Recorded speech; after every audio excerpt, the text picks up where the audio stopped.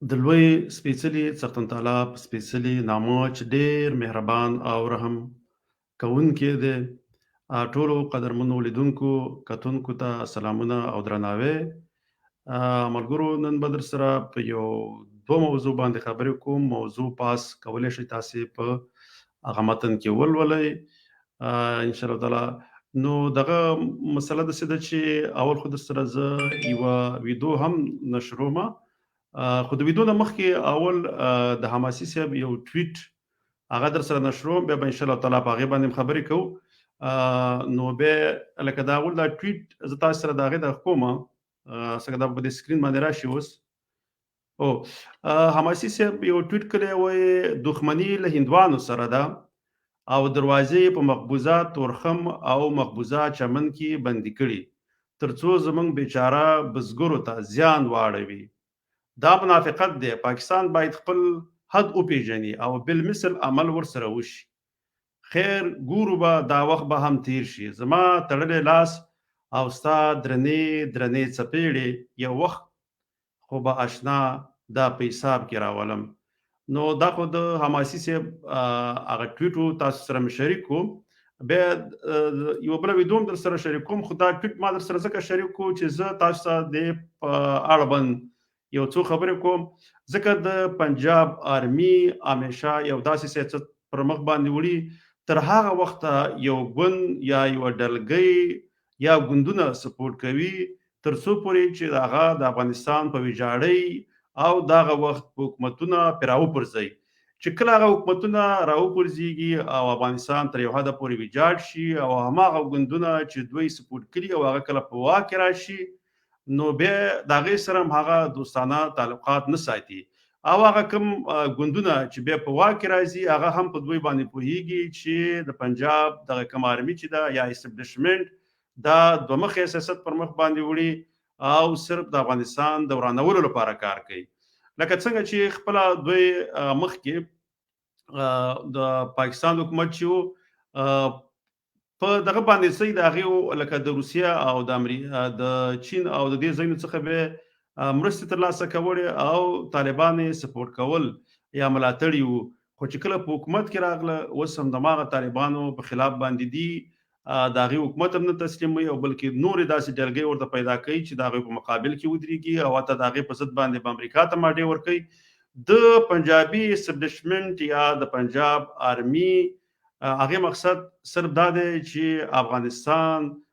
به څه رقم ورانوي او څنګه یې ویجاړ کړي او هغه پرېنږدي چې یو قوي اقتصاد ولري. هغوی د یو قوي افغانستان او داسې یو افغانستان نه چې هغه په ځان بسنه وکړي او په خپلو پښو ولاړ وي، د هغې افغانستان نه همیشه پنجابي اسټبلیشمنټ هغه په ډار کې دی. هغه دې په خاطر باندې چې هغه په دې باندې پوهېږي که چېرته افغانستان یو پرمختللی هیواد شي او یو قوي اقتصاد ولري، نو بیا به پښتانه هم او بلوچ هم د پنجاب د حکومت څخه ازادي واخلي. ورونو، دغه چې دی هیوادونه هغه په نفوس او په رقبو باندې نه قوي کېږي. که تاسې وګورئ اسرائیل یو ډېر وړوکی هیواد دی مګر ټول عربي هیوادونه ورنه تنګ دي. همداسې په دغه سیمه کې ایران هم په مقابل دغه ټول عربي هیوادونه چې راټول کړي 22 عربي هیوادونه دي مګر ایران په مقابل کې ولاړ دی. هغه ځکه چې یو خو دوی کې یووالی دی، بل دا کار دی چې اقتصاد یې ښه دی او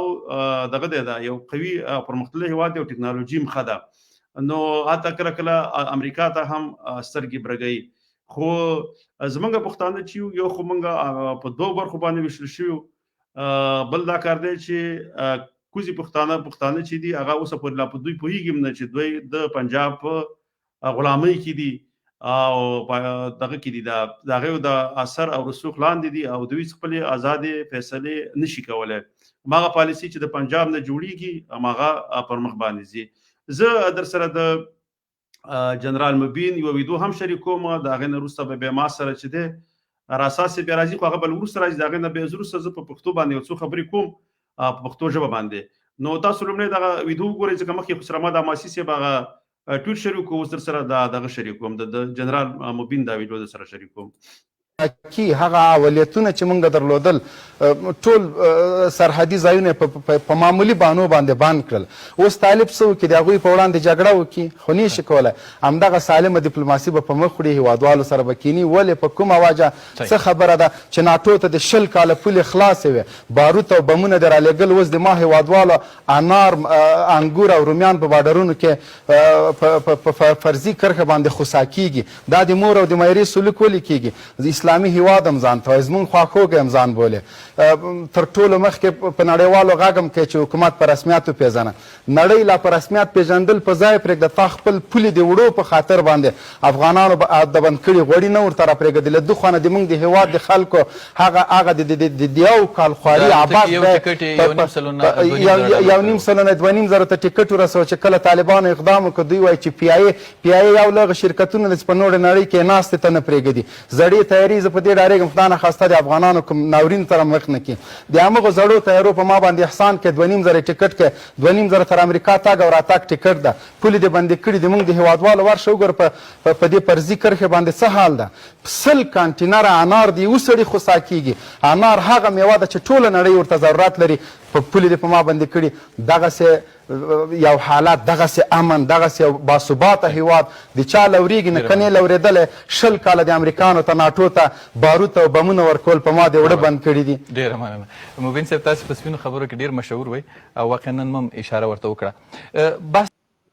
وروسته مقصد مې دا دی چې ګوره اوس جنرال مبین هم په دوی باندې پوه شو چې هېڅکله پاکستان د افغانستان یو دوست هېواد کېدلی نه شي. هغه چې کله یو ګوند یا یو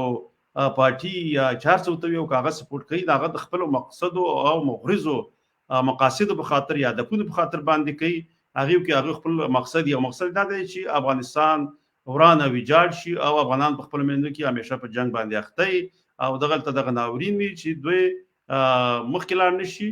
او افغانستان پرمختګ ونه کړي او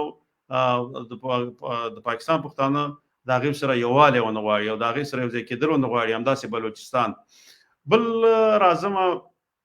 پښتو ژبې ته. پښتو ژبې په اړوند خو به زه لکه بل اوس باندې بېرته لږې مفصلې خبرې کوم. نن ته صرف یو څو خبرې کوم. لکه مخکې ما یو وخت کې د واګ فاونډیشن یو کتاب دی چې دا یو څو کاله مخکې تقریبا 18 که څو کاله مخکې لیکل شوی و. دا په دې کې لیکلي و، هغه یوه احصایه اخیستلې وه، سرشمېرنه یې کړې وه. دغه واګ فاونډیشن چې د افغانستان د هر ولایت هغه فیصدي د پښتنو ښکاره کړې وه چې څو فیصده دي. خو بیا هغې کې ورسره یو بل کار هم و. هغې کې بیا دوی دا ښودلي وو چې څومره پښتنو خپله ژبه د لاسه ورکړې ده او هغې فارسي ژبې شوي دي. همداسې ازبک، هزاره، ترکمن دغه ټولو خپلې ژبې د لاسه ورکړي دي او دوی په فارسي ژبه باندې خبرې کوي. حتی په شمالي ولایتونو کې ډېرو ولایتونو کې داسې دي چې د پښتنو اکثریت دی په خټه باندې پښتانه دي، خو دا چې خپله ژبه د لاسه ورکړې ده. نو دلته یو سوال دی چې ولې پښتانه په دغه احساسي کمتري کې راګیر دي او خپله ژبه د لاسه ورکوي او پردي ژبې کېږي. که موږ وګورو لکه دې کې زه به زه د مثالونه راوړم، خو دې باندې به انشاءالله تعالی په بل ویډیو کې هم زه خبرې کوم. که موږ وګورو چې د هندوانو او د پنجابیانو د پاکستان د پنجابیانو په انګلند کې تقریبا د 5-6 نسل هلته رالوی کېږي، خو مګر هغوی اوس هم دا په اردو یا هندي ژبه خبره کوي. دا دواړه خو دوه ژبې دي، خو همیشه هم ویلي دي، خو په دې په دغه اردو او هندي ژبه باندې اوس هم دوی خبرې کوي او خپله ژبه د لاسه نه ورکوي. ځکه دلته یو علت دی. هغه علت دا دی چې شاته قوي میډیا ده، فلم دی چې هغوی دغه فلم په واسطه باندې، ځکه دغه په هر هندو کور کې او پنجابي کور کې دغه فلمونه په انګلند کې هم کتل کېدل. نو د دغه په واسطه باندې هر نوی نسل چې به رالویدو نو د هغوی هم هغه خپله ژبه د لاسه نه ورکوي. هغه ژبه پښتو ده، اردو ده او اردو ژبه لکه د لاسه نه ورکوي. که موږ بیا پښتانه وګورو او نورو غربي هېوادونو ته یا یورپ ته راغلي دي، نو صحیح ده لومړی نسل چې دی هغه خو د پښتو ژبې دپاره هم ډېر کار کړی، ډېر کتابونه چاپوي، دلته یې ټولنې جوړې کړي دي. په افغانستان کې داسې ټولنو سره یې مرستې کړي چې هغوی به مجلې او کتابونه به چاپول چې په وخت کې دغه نور تلویزیون هم لا نه و راغلي. په هغه وخت کې د طالبانو نه مخکې د مجاهدینو په دوره کې هم دوی دا کار کړی دی. لکه دوی ډېر فعالیت کوو، ډېر کتابونه چاپ کړي، خپل هم لیکلي دي، ښه لیکوالان دي او خپل ټول وخت او انرژي هم دغه د پښتو ژبې د پرمختګ دپاره ورکړي. لومړني لکه ویب سایټونه یا ورته ویبپاڼې یا برېښنا پاڼې چې وي دا هم په دغه اکثره چې په د یورپ کې دغه کوم ځوانان را لوی شوي هم دوی هم د لکه خپله د دې کې چې لوی راغلي وو او د وطن د لږ لوی راغلي وو او خپلې ژبې سره مینه درلودله هم هغوی جوړې کړې وې او هغوی چلولې هغه تخنیک چارې ور ټول هم دوی په مخ باندې وړلې او هغې به هغه لکه مجلې یا کتابونه یا هغه کوم سیاسي دغه چې به وې لیکنې نو هغه به یې خپرولې نو دوی خو ډېر کار کړی خو مګر اوس چې کله بیا دغه نوی نسل او د دوی نه چې هغه کم یو په همدې یورپ کې را پیدا شوي ورته لوی کېږي که د دغه مشرانو تقریبا لکه ښه لیکل او پښتو کې خو ډېر تکړه خو مګر دغه دویم نسل چې دی ځکه خو دا بیخي په وړوکي اقلیت کې دی دا به ورو ورو دغه ژبه د لاسه ورکوي او بیا د دوی هغه دریم نسل چې راځي یا څلورم نسل کې نو بیا مشکله ده که دوی ته خپله پښتو ژبه بیا په یاد پاتې شي ځکه چې شاته نه قوي موږ میډیا لرو او نه داسې یو قوي لکه د فلم لرو یا چې لکه هغه موږ د تاریخي فلمونه جوړ کړي ځکه په احمد شاه ابدالي باندې بابا باندې چې کله هند فلم جوړ کړو نو هغوی خو هغه خپل خلک داسې ښکاره کول چې هغوی په حقه باندې مو او هغوی لکه هغوی شکست هم خوړی خو هغوی داسې ښکاره کړي وو چې لکه هغه خپل شکست یې بېرته په دغه باندې بدلوه چې دا هغه په ګټونکي ښکاره کول که چېرته موږ دغه شانته یو قوي لکه فلم درلودلې دغه هم درلودلې د ډرامې هم درلودلې او یو کلتوري دغه هم درلودلی سیستم نو زمونږ به خپله دغه د مشرانو ښه فلمونه جوړولی چې په اسلامي دغه باندې وي هغې سره کلتور سره برابر وي او په هغه اسلامي ټولنې سره به دغه په قوانینو مطابق وي نو بیا به داسې به یو خو به زمونږ نوی نسل د خپل تاریخ نه خبرېدلی د خپلو ارزښتونو نه به خبرېدلی او دغه د خپله ژبې به یې د لاسه نه ورکولی هغه دا چې موږ دغه ټولو شیانو نه محروم یو ځکه یو خو داسې کار دی که چېرته کومه ډرامه هم جوړېږي یا فلم جوړېږي هغه کتونکي کم لري ځکه دې په خاطر باندې چې په پښتونخوا کې اکثره ټول په اردو باندې پوهېږي او هغه زده کړې ټول په اردو ژبه کې کړي په پښتو کې زده کړې هم نه کړي نو د هغې هغه ټول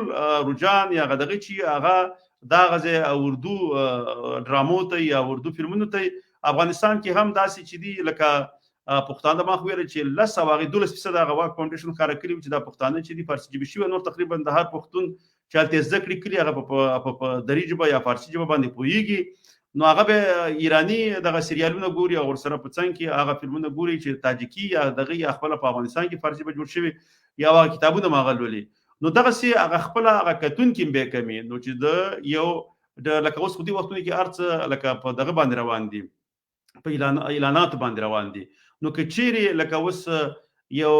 تلویزیون دی او هغې کې ته یو ډرامه دی او هغې ته اعلانات کم راشي نو هغه ډرامې باندې خو بیا هغه لکه د هغې بجټ بیا کم راځي نو هغه بیا مصارف پرې نشي کولی نو هغه معیار باندې برابر نه وي نو د دې لپاره پکار ده چې موږ پښتانه خپل هر څه خپل سپورټ کړو لکه که فلم یې که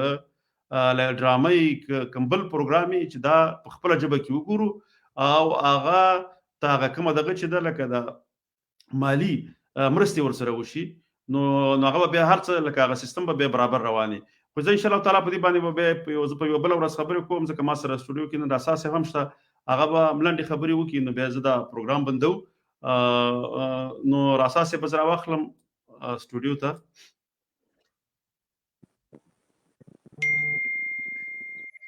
اساس تاسې راغلی سټوډیو ته په خیر راغلی مننه زماني صاحب تاسو ته سلامونه درنو لیدونکو ته چې څوک موږ همدا لحظه ګوري ټولو ته سلامونه او نیکې هیلې ما ستاسې خبرې واورېدلې بالکل ډېرې معقولې او په ځای خبرې مو کړلې او هغه د عیني واقعیتونه چې دي هغه بیان کړل نو زه په دې ارتباط یو څو خبرې نور هم ستاسې خبرو باندې اضافه کوم زماني صاحب هغه دا دی چې پاکستان پنجاب هېڅکله نه غواړي چې پښتانه هلته آزاد مستقل او د خپل واک خاوندان دي په دغه ټول د 80 کالو کې چې موږ دغه ژوندی تاریخ دی چې تقریبا موږ یې ګورو پنجاب نه دا چې یوازې فرهنګي یرغل یې کړی دی کلتوري فرهنګي یرغل یې په پښتنو کړی دی سیاسي او هغه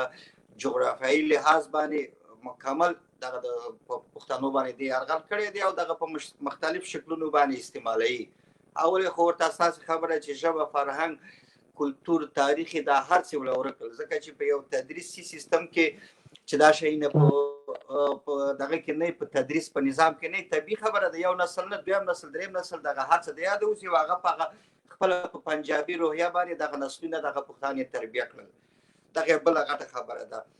د خواته چې کله د افغانستان موضوع په دغه ژوندۍ تاریخ کې په دغه 40 کال کې چې دا موږ ټول افغانان ګورو کله چې امریکا او د غربي نړۍ دلته چې سوړ جنګ وکړ د امپریالیزم او د سوسیالیزم خو په هر صورت باندې کله چې دغه مجاهدین دې تربیه کړل دغه ټولې پیسې غرب ورکولې ټول امکانات د دې د پاکستان په وجود کې ځکه چې پاکستان خپل ګټه پورته کوله هغه که مثلا افغانانو ته به دیو 100 روپۍ دغه کړلې هغې کې به هغه 10 روپۍ به افغانانو ته نه رسېدلې دغه نور ټول به پاکستان خپلې ګټې ورباندې دغه کولې تامینولې بیا بیا دغه مجاهدین به په مختلفو شکلونو باندې د دې په خاطر په دل پیدا چې که دا سبا ته په یو اتحاد دا بېرته ما سره دغه کېږي په مختلفو تنظیمونو به یې شل یو په بل باندې دلته بیا ورباندې د سني او د شیعه یعنې څو مختلف حزبونه په دې کې جوړ کړل چې دا جمعیت اسلامي شو دا حزب اسلامي شو دا شو دا شو دا په دې باندې پیدل پنجاب که دا سبا ورځ که دغه ټول په یو اتحاد یو دغه قصې ختم شي دغه روس ختم شي نو دا خو خپل په خطر کې ما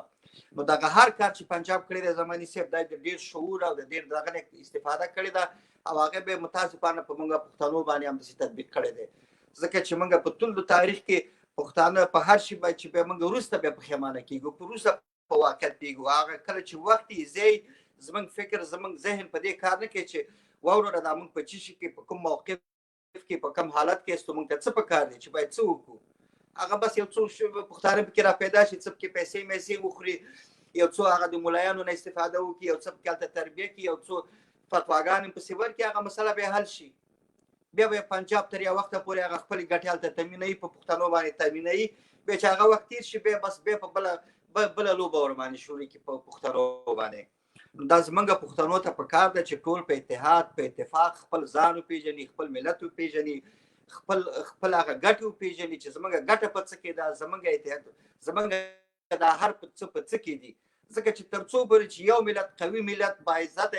ملت چې ټول هغه د زماني صاحب تاسو دې باندې څو دفعې معلومات ورکړی دی چې دا تقریبا د 70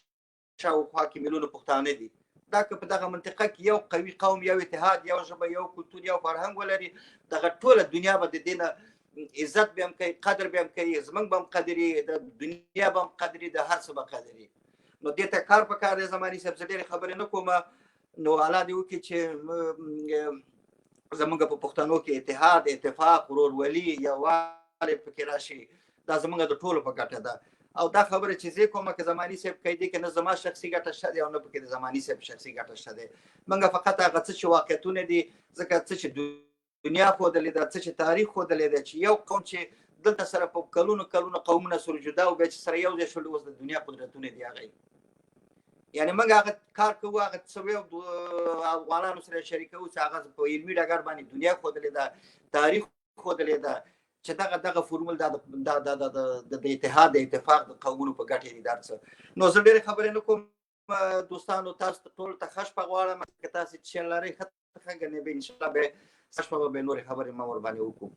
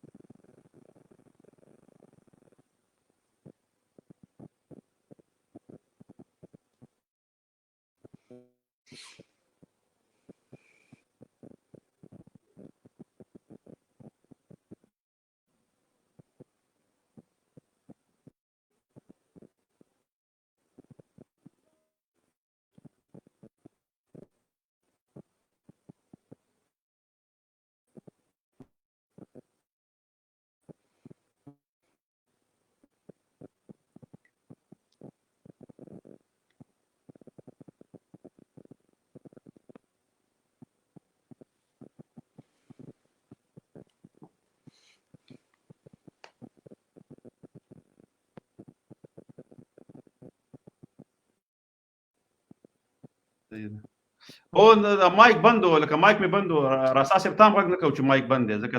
ځکه اواز زما نه تو ډېرو ته لکه اواز نه تو ځکه ښه دی چې هغوی ورته راته ولیکل ما مایک بند کړی تا چې کله خبرې کولې تا هم بېرته غږ ونه کړو چې ستا مایک بند دی نو دغه دی دا باید تا غږ کړی وی خو زه خیر او زه بس ورونو لکه خیر خو هغه ما چې ما څه په کومنټ لوستو نو هغه دې خاطر مې ما کومنټونه رسول خو هغه خیر په سکرین راغلی هغه به تاسو په خپل لوستري فرق نه کوي ځکه چې لکه دغه یا ما لوستره یا تاسو لوستره نو ما مایک بند کړو ځکه مخکې لک شغاره او ما ویل کدا شغاره بن چې ځکه در اساس مایک شغاره راتو ما خپل بند کوم ځکه پرې هغه بشغه دغه هغه شنګار بل کم شي هغه بس د ټول نه بعد الله پامانی وړو تر بل ویدو پورې په لوی الله جل جلاله سپارم خوشاله را مو سوکاله ژوند لري تر بیا د الله پامان